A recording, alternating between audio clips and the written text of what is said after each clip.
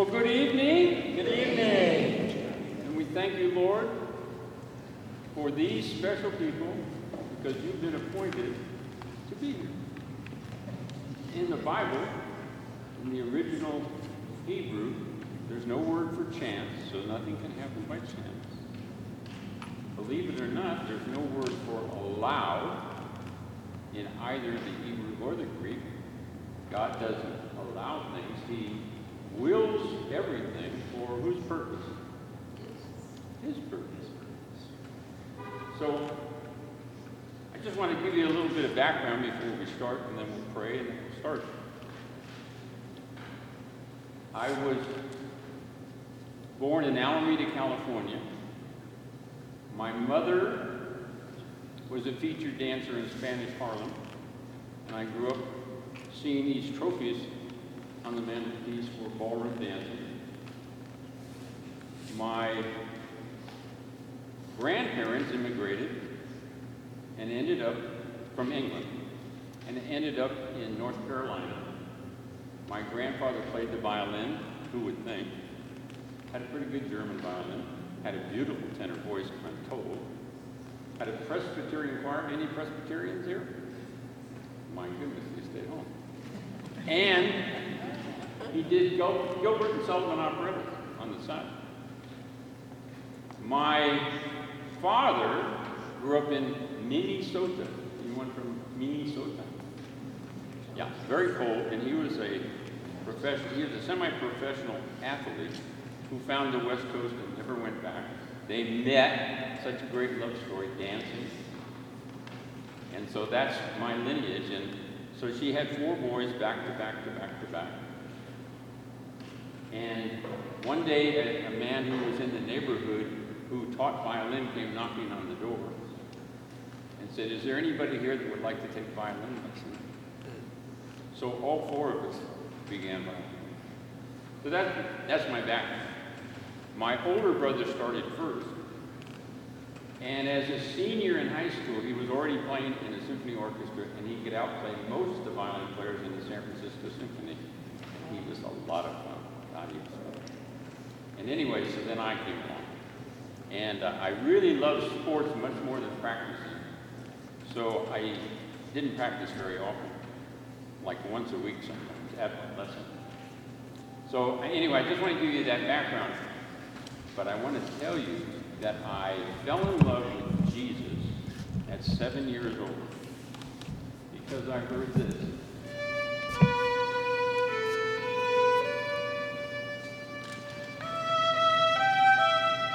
You can sing.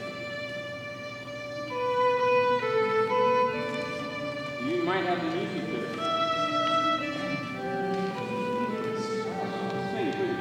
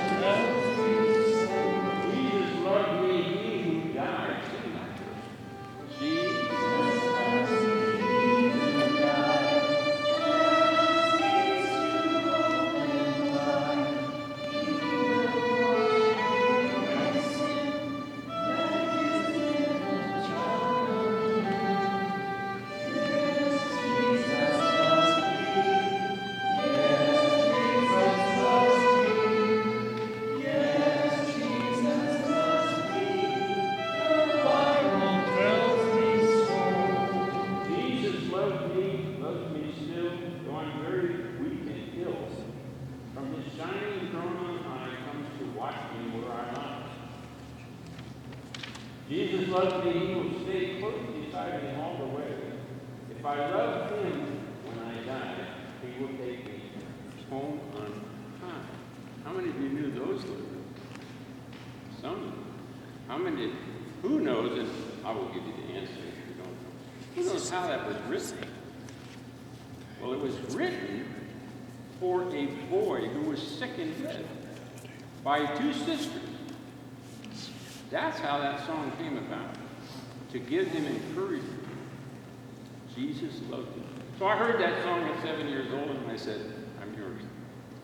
And I can still remember getting on a bus because, We did things in those days. We were allowed to take buses. We were allowed to, we didn't lock doors. You remember those days. I can remember on that bus, I heard this voice, "I'm going to get you." I think it was supposed to be the devil, but I said, you can't get me. Jesus loved me, right? That same year, God spoke to me. He said, "You will be a teacher."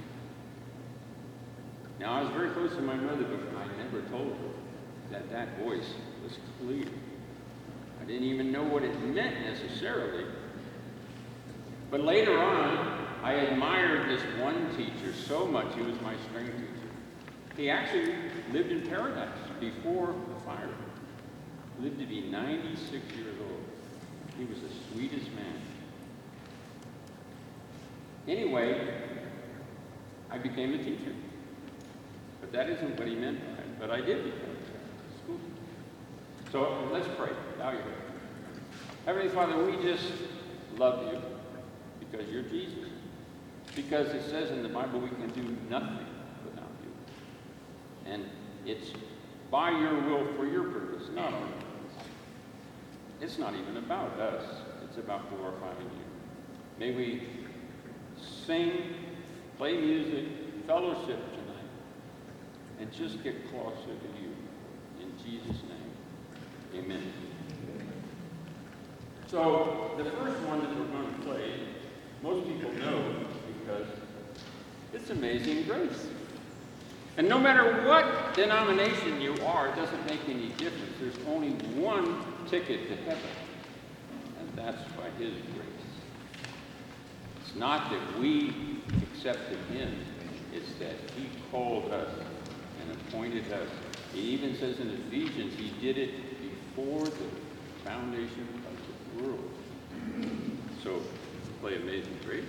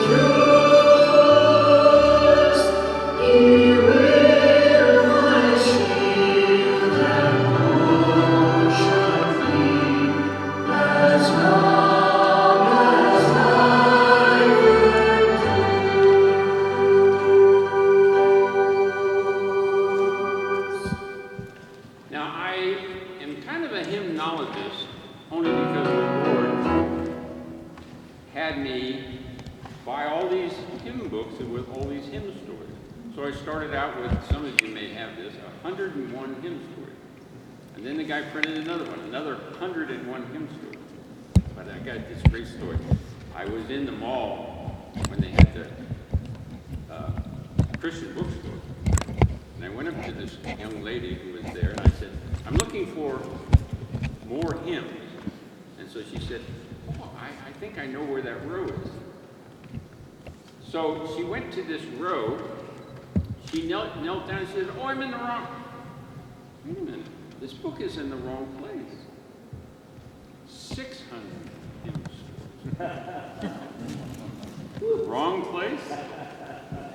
No, because my favorite proverb is, man makes his plans, but God knows your steps. God knew where that book was. So if you turn left when you think you're going to turn right, he made you turn left. And all you have to do is kind of look around and see, there's a reason for everything in your life. And those of us that are over 50, 60, 70, whatever, we know we go back and we go, I know all of that happened for a reason. Yeah, because he is the master of the universe. Amen. And everything that he does, he ordains to happen. He ordains it to happen. So anyway, I just wanted to share that story. Now, the story about Amazing Grace, many of you may know that the person who wrote that, his name was John Newton. Now, John Newton's father was a slave trader. And so he became a slave trader, and he was a really nasty guy. So nasty, even his crew didn't like him very much. At one point, they got so upset with him that they put him off in a village in Africa. Now he's the only white guy with all of these black. So anyway, he finds his way to a boat that's supposed to sail, and he wants to get back in the business of slave trading. But they wouldn't let him on the boat. The boat hit a storm and everybody perished. Then he finally got back on the boat. And again, he was so disgusting to his own friends that they put him in a holding cell where slaves usually are.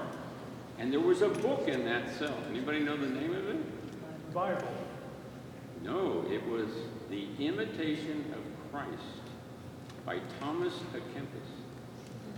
It's an amazing book. I read it over and over, and it tells me this. It's not about you. Get over yourself. It's about him.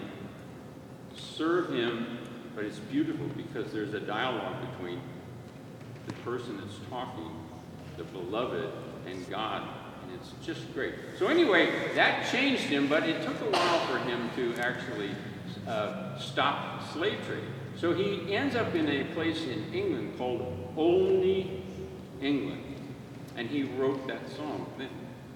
So I just wanted to give you that story. Okay, next song is Blessed Assurance. And before we start, does anybody know who wrote Blessed Assurance? Oh my goodness, you're going to learn something. One of the most famous hymn writers of all time was a blind lady by the name of Fanny Crosby. Fanny Crosby was not born blind. She had an eye infection, and this wacko guy puts a poultice on her eye and burns her eye so bad that she went blind. She could see just a little bit of light. But providentially, they just started a blind school in New York, the first one of its kind, and she was sent there. She ended up playing the harp, playing the violin, playing the piano, and she was fantastic, and she wrote poetry, lots of poetry. When they had the bubonic plague, she became a nurse. This is a blind lady. She was the first woman invited to Congress. She was so patriotic, she wore a flag. And she wrote over 8,000 hymns. We don't really know how many she wrote because she wrote under different names. She wrote Blessed Assurance. This number 2 on the hit parade.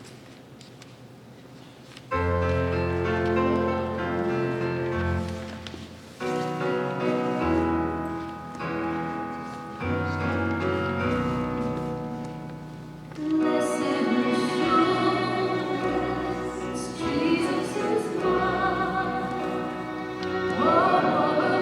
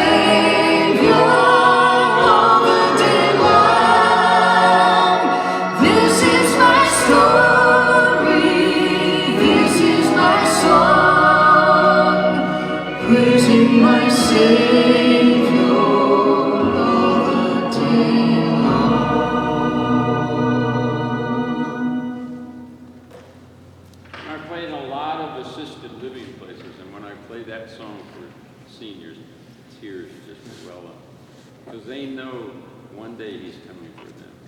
And they have that blessed assurance. I want to tell you a little bit more about Fanny because she's one of my heroes. Very few people know that Fanny married one of her students. He was also blind. Very few people know that she had a child that died at birth. One day, Fanny would write lyrics, but she would hear music and then say, oh, that's this, that's that. She didn't write melodies. She would hear something and she would say, oh, that's this. So this guy comes to her door. He had just been on a train. And he only had 4-hour layover. And he said, this melody came to me, and I want to sing it to you. He sang it to her, and she said, safe in the arms of Jesus. I don't know if you know this song. She went into her bedroom, and within a few minutes, she had all the lyrics to that song. That song blesses everybody who has lost somebody and doesn't understand where they go. Yeah. They're safe in the arms of Jesus. Isn't that an amazing story? Yeah, but God's an amazing God. Okay. Next.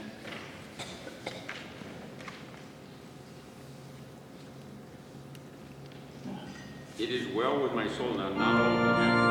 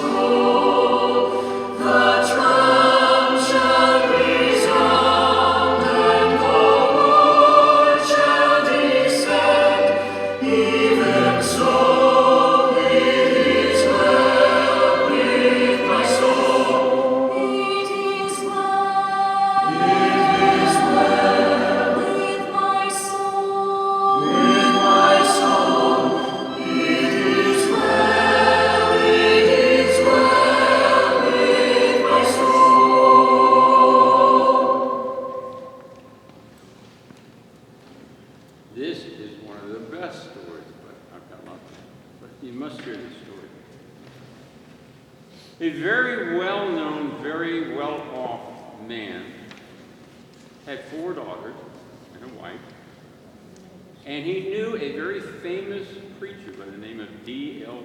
Moody. But he was busy with his properties and wealth and everything. And then, you know the famous story about the cow that started the Chicago fire? He lost almost everything. But he said, so what? I still have Jesus. D.L. Moody said, come to England, I'm over here, bring your family, preach with me.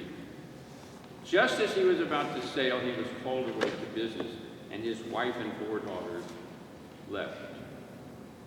The ship went down, lost all 4 daughters. The wife survived.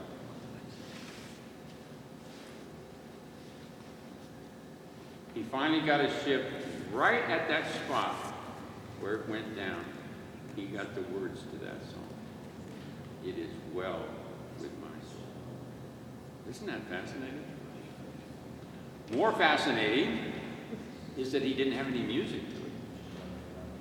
He just had the lyrics. So I'll leave you with that because somebody else wrote those lyrics. Another great story. Pretty good story though, huh? Yeah. So, you know what's great about these stories is that when you listen to these songs again, they take on totally different meaning. Yeah. They really do. So, let me just play one that may not have been. You know this song?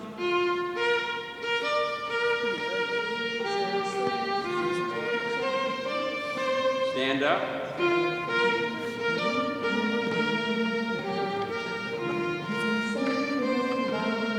I'm going to tell you a story now. You will never listen to this song the same way again. This preacher preached the whole counsel of the Bible, and so did his father, meaning he didn't just preach for itchy ears so that you could donate to his church. He preached everything. He talked about hell. He talked about things that a lot of people didn't, and a lot of people didn't like it. He said to his congregation one day, I would that my arm would be ripped from the socket if I didn't preach the full counsel of God. 2 days later, he went to a farm where they had a threshing machine. His cuff got caught, and his arm was ripped from the socket. On his deathbed, a man who was going to do his memorial heard him say, we must stand up for thee. That's how that song takes on different meanings, doesn't it? Pretty good story, though, huh? I mean, it's kind of gory to have your arm ripped from your socket, but where did he go? The object is for us to go where? Home. Yeah, this isn't our home. So when you say, oh, it's so tragic, I'll tell you a story that just happened to me recently. I was in Reno, Nevada, where I had an outreach for the homeless from 1989 to 1996. And God did it. I didn't do a thing. I just started this little mom and pop place. And after 8 years, we had taken 7,000 people off the streets into housing and into jobs. After my first year and a half, I stood before the city council, and here was all these other places, big names, and I said, we've already taken 1,500 people off the street. And this guy said, we give money to these other places, and we don't even know what they do. And this guy has taken 1,500 people off the street. Let's give him some money. So anyway, we won the favor, and pretty soon, foundations, especially one, the Hawkins Foundation, they got in touch with me, and I said, I'll tell you what, I'll raise $10,000 if you match it with $10,000. And they said, well, that's great. We go back to our board of directors. They like to hear stuff like that. Usually people just ask for money. We don't even know where it's going, So anyway, they become real good friends of mine. And then these bigger foundations, like the E.L. Ford Foundation in Reno right now has $1 billion that they have to get rid of. How about you? Would you like to have $1 billion to get rid of? But anyway, so we won the favor of all these people. And the first building we built was a 10-room boarding house for men with work. It had work. But they walked through these neighborhoods, and some people didn't like it. So we had petitioned to build, we had another property next door. 26 people were on this side of the room when we had a meeting with the city officials, And here was just myself alone on this side of the room. So this is our city council. And they were going to vote on whether to let me build another place. And this other place was going to be for women and children. We already had the property, but we had all these people that had this petition. So I came in my tux. and I appeared before them. I said, listen, everybody has a uniform. This is mine. But we already have this house, and these men are working, and I don't understand why you would object to it. And this black woman, who's very famous on the council, said, my pastor lives 2 doors down from you, and he's never felt safer in that neighborhood. I think we should let him do it. All the hands went up, and we got the okay. We built this 2-story place with a commercial kitchen, flexible walls for women with children. Very difficult population. Now, you know I'm trying to raise money for our at-risk teens. But we also have all these other homeless people, and they need a place. And women especially with children. And some of them I see walking around at night, all night long, pushing the babies, and then they try to sleep during the day. So anyway, my bookkeeper who taught economics at Stanford, nothing got by this guy. He said, we're running out of money. We've spent $300,000 and we're not finished with this. And I said, that's all right. You're supposed to do that. Then you lean on God. And a lawyer called me and said that this man had died intestate and there was some money and they had chosen to give it to us. $120,000. And so we finished it. So, you know, it's not we who do these things. It's not even, we shouldn't take any kind of credit. We're here to glorify him and to trust and obey, which is one of the things that we're going to sing too. Anyway, the next one is,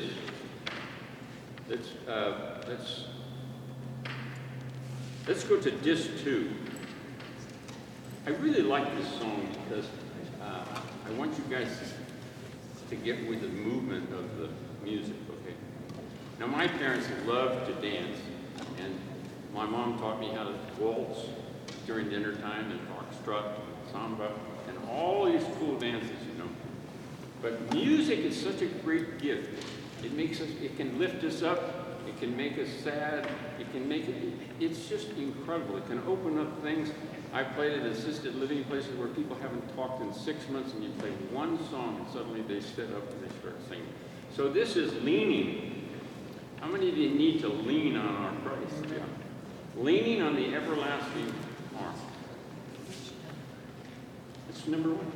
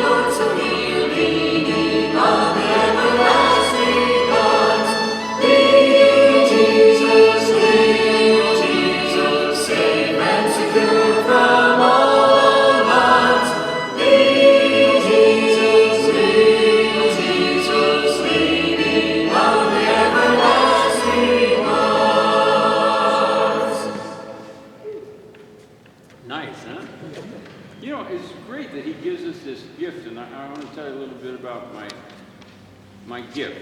And my gift was when I was growing up, and I've told this before, it's kind of a fun story, you know, when there were certain sacred nights on, you know, and we would listen to certain programs, and my dad said, you know, it's now time for you to be quiet. And so I got to hear all the music that they loved to hear.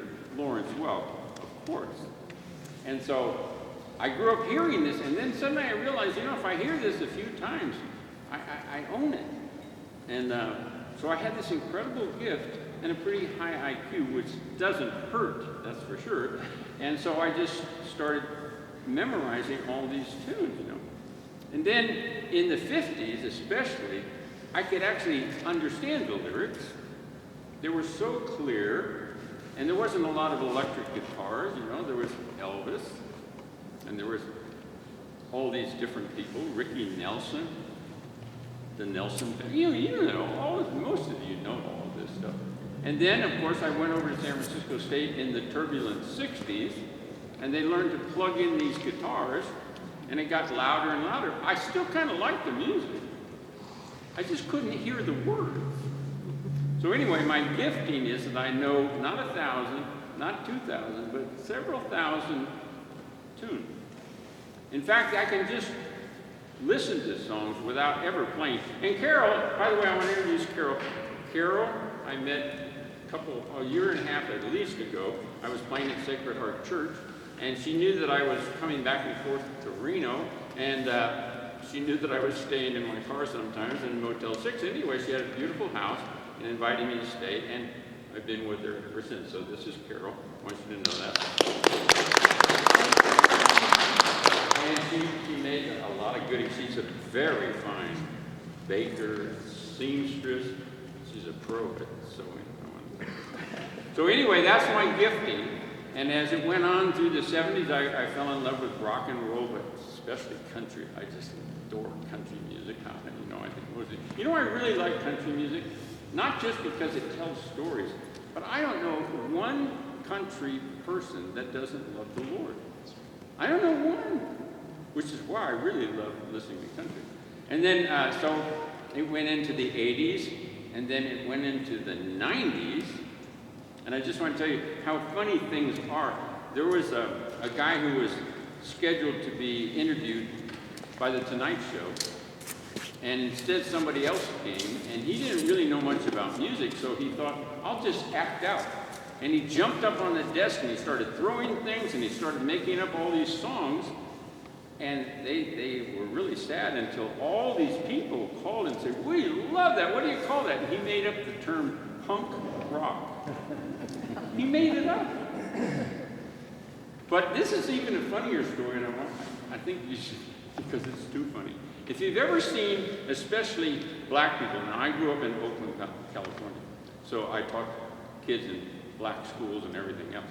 And I stayed up nights playing cards and yelling, screaming, playing dominoes, and that's just the nature of the beast in a lot of black communities. But they also have certain dress. We have certain dress. They have certain dress.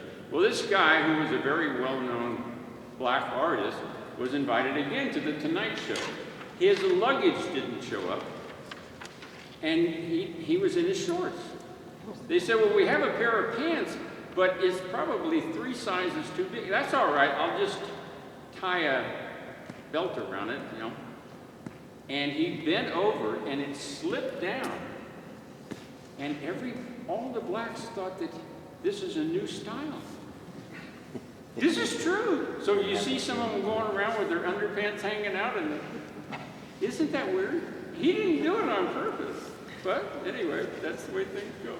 So I like stories like that. Now this song, when I play this song, it brings back so many memories. This is the old rugged cross. Should be the next one on. 3 steps. 2 steps later. It's number 2, right after.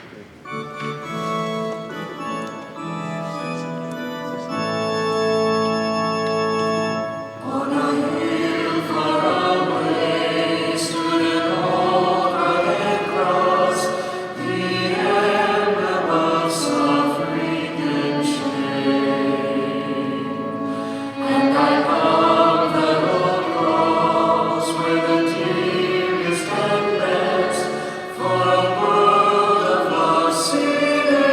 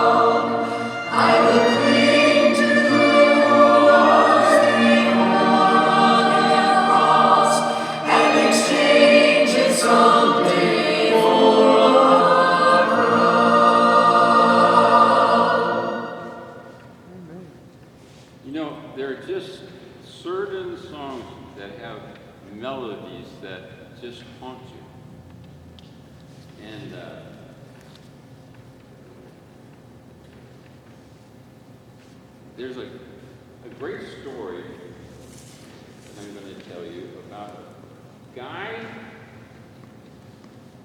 who was a school teacher and wrote a lot of good music and became pretty well known as a contemporary Christian artist. Now, when I say contemporary, those of us who grew up singing hymns actually had hymnals. And even if we didn't know how to read music, it was pretty simple because they only went up a little bit and down a little bit.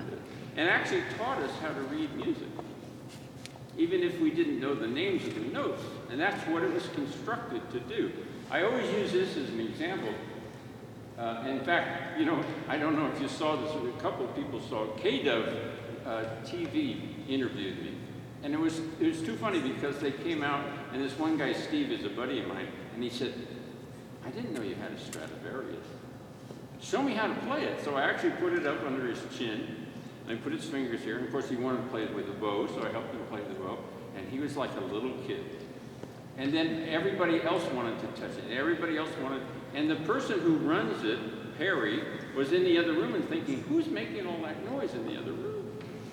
And so we're just having a great time. And eventually Perry comes in and he holds it. In fact, he was shaking, oh my God, it's a Stradivarius, you know. And so anyway, they did a piece on me, and it was on, I saw it, and it's amazing because this gal that interviewed me did about 30 minutes and then put it into about a 4-minute program. And she had me play What a Friend.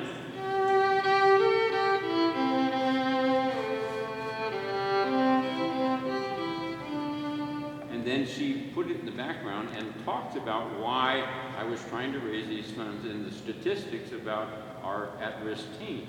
And then I played.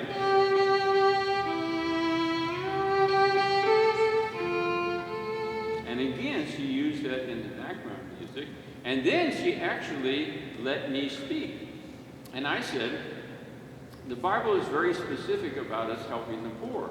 In fact, one day when he comes back, he will separate the sheep from the goats. You know the scripture. It's in Matthew. And I said, the sheep actually did unto the least of these, but the goats sort of just couldn't get around to it. I said, I'm not judging anybody. The Bible is very clear. It says, do not judge another man's servant. I'm just pointing this out, that it's really our responsibility. So it's a really nice piece, and if you know how they rerun a lot of things. I don't know if you know KDOV station, but I'm not giving them a plug, but I'm giving myself a plug. It's 18 on their television. 18, station 18. Well, anyway, I was telling you about beautiful melodies.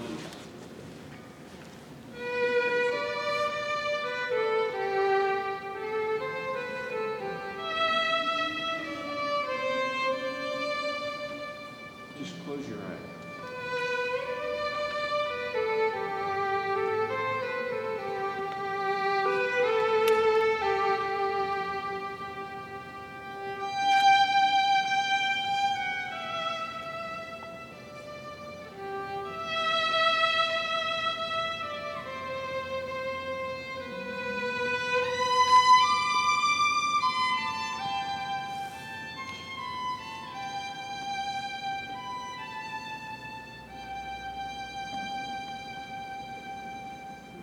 Isn't that gorgeous?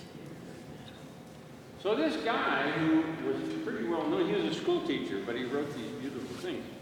He wanted to go to a seminar in Texas, but he had an alternative, he had a different motive too. He also wanted to date this particular girl that was going to be there. He got rejected. Men, we've been rejected. If you're in middle school or high school, you had your heart broken with them. Anyway, his friend said, why don't you fast? On the 19th day of his fast, he went into a room where there was a piano, and wouldn't you know it, the Bible was open to Psalm 42. As the deer panteth. That's how he wrote that song. Isn't that great? So anyway, the next one.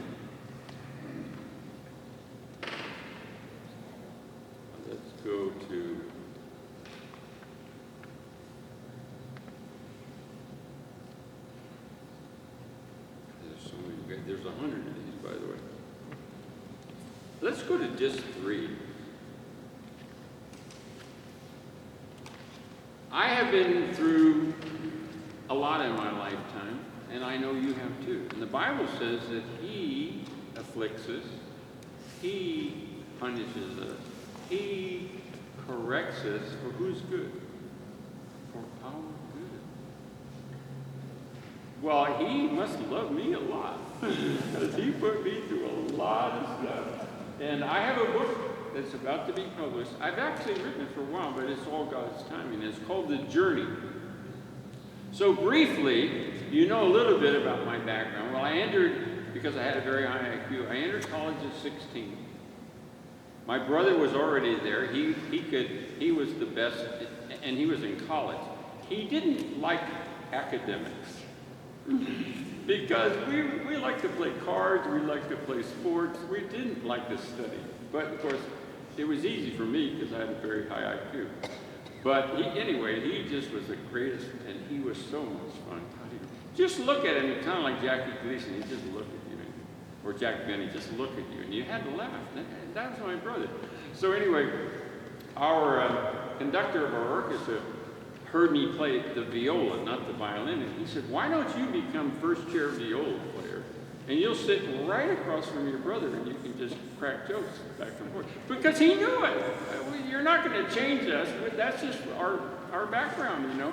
We didn't come from a lot of wealth in the San Francisco Bay Area. We didn't have money like a lot of those people, but we had joy and we had love in our house. We had so much love in our house. So anyway, it ended up that I went to East Lansing, Michigan for 6 weeks. I didn't even have an instrument. We had to borrow one, and I was #1. Now, these are the best of the best from all the local unions in the whole country, including Canada. Well, but I mean, yeah, I might have been the best, but all I really wanted to do was date this girl that I met. And so I did. And it's a great story, and it's in my book, but she happened to be Miss Utah of 1964. She played the violin like you wouldn't believe. So I'm not going to tell you any more of that story. But it's an interesting thing, and my journey ended up that instead of, and here I was, #1 viola player. I was entering the San Francisco Symphony, and I was asked to enter by a very famous conductor, Joseph Cripps. It was a done deal, but I played a football game, and I injured my wrist. I actually turned, and this guy, I broke his jaw, which is why I wear this sometimes. So anyway, I was kind of upset with God, you know, but we all get upset with God sometimes. So after, I just stayed on, I got a teaching credential and taught school for a couple of years in Stockton, California. And finally, it started to heal. So I went over to England to get back in shape. Again, I didn't have an instrument, but I went anyway.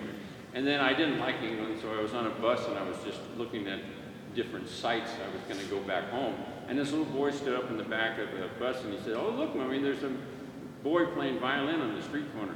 And I knew that this pal of mine from San Francisco was going to do that, so I stopped the bus, got off, and guess who was there? My pal.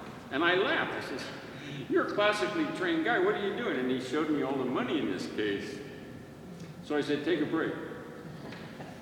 And we would play things like,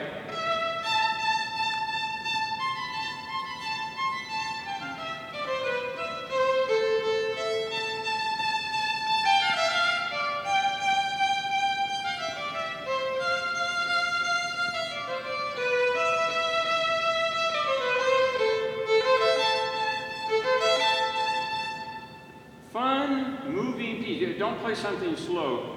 People won't give you any money.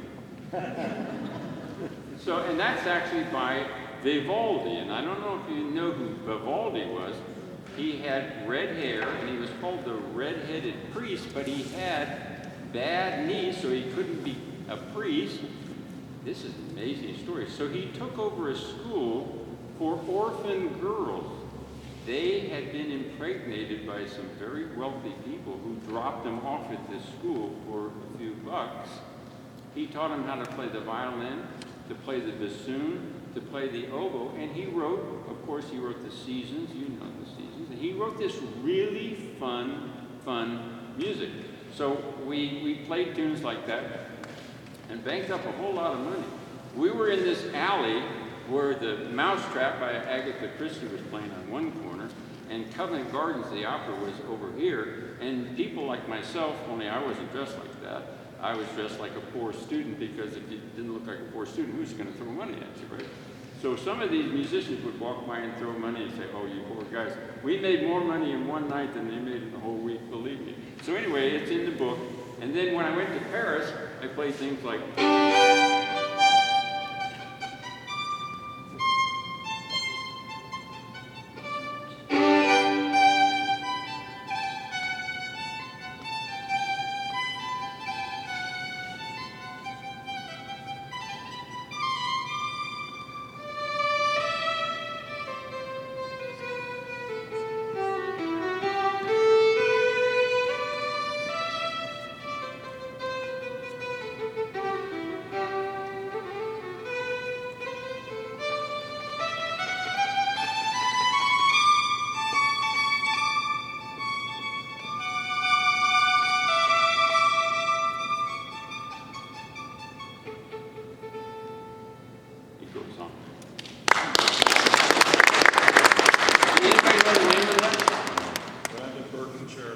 No, it's not Brandenburg, but I love Brandenburg, and that helped make me famous too, but it sounds a lot like it because it's from the same era.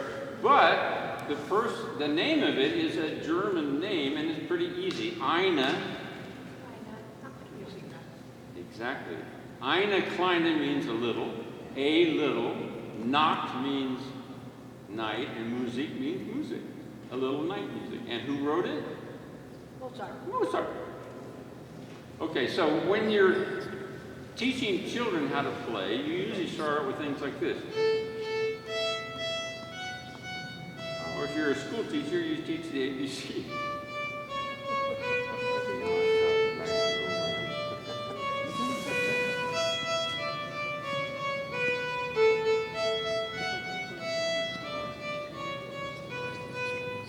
Who wrote that? Mozart.